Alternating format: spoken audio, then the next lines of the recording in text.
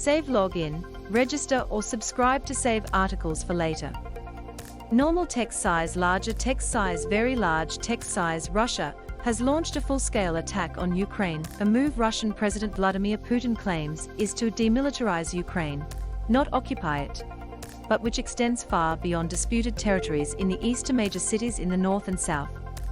Just minutes after Putin appeared on Russian state television to announce the special military operation, explosions broke the pre-dawn quiet in the Ukrainian capital, Kiev, as well as its second-largest city, Kharkiv, close to the Russian border in the northeast.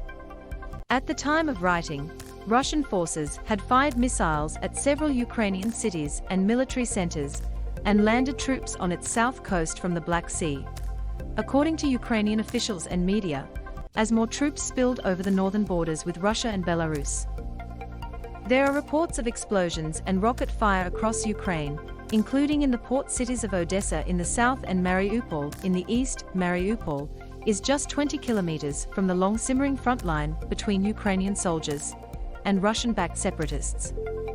Russian troops have been moving into the eastern Donbas region since Putin recognized the claims of those separatists on Tuesday AEDT, ordering military force under the guise of protecting Russian speakers.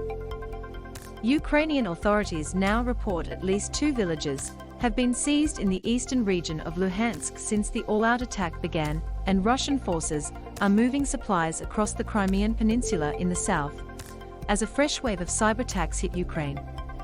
World leaders have condemned the attack as a full-scale invasion, and NATO is further ramping up its air, land and sea forces in Eastern Europe. The Age: where is he attacking?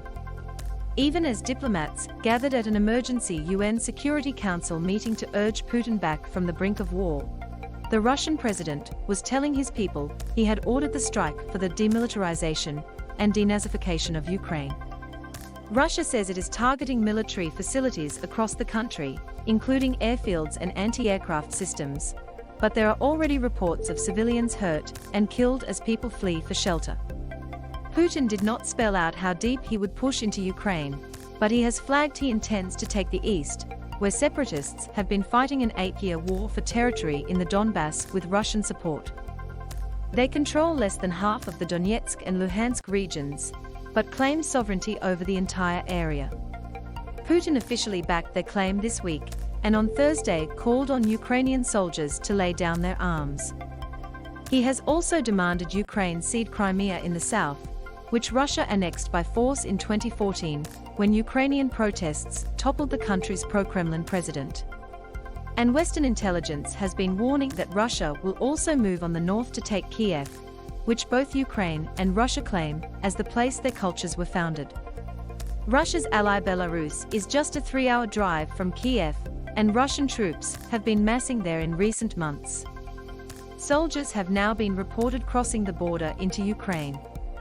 Ukrainian authorities said the Russian military had also unleashed an artillery barrage from Belarus. Ukrainian border guard are firing back, and Ukraine has closed its airspace to civilian flights. So far, the attack appears to be playing out as the pincer move Western officials warned of, with strikes coming from the north, east, and south. While Putin said in his televised address Thursday that our plans do not include the occupation of Ukrainian territories, Putin and his officials had previously denied planning an attack on Ukraine. How is Putin justifying the attack? To the UN, Russia justified the attack under Article 51 of the UN Charter, which allows for self-defense.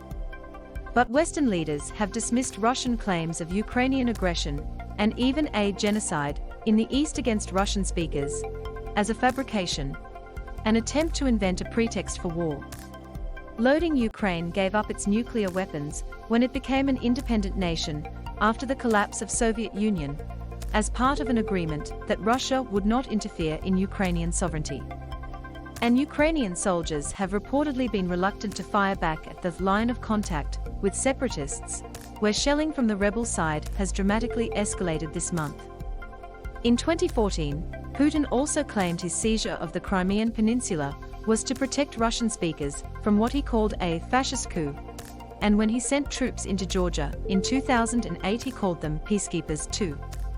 In his speech announcing the strike, Putin again hit out at the expansion of the Western military alliance NATO, which he has been demanding pull back its forces in Eastern Europe and disavow talk of Ukraine ever joining the alliance.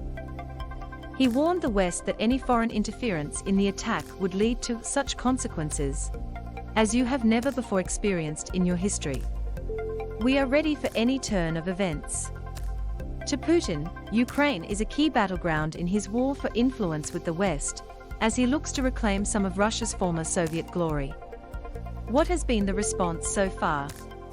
Ukraine has declared martial law and called the attack a full-scale invasion, vowing to fight. In recent days, it has been calling up its army reservists as Western weapons flood into the country and civilian militias swell. When the attack began, it urged Turkey to close the Black Sea to Russia,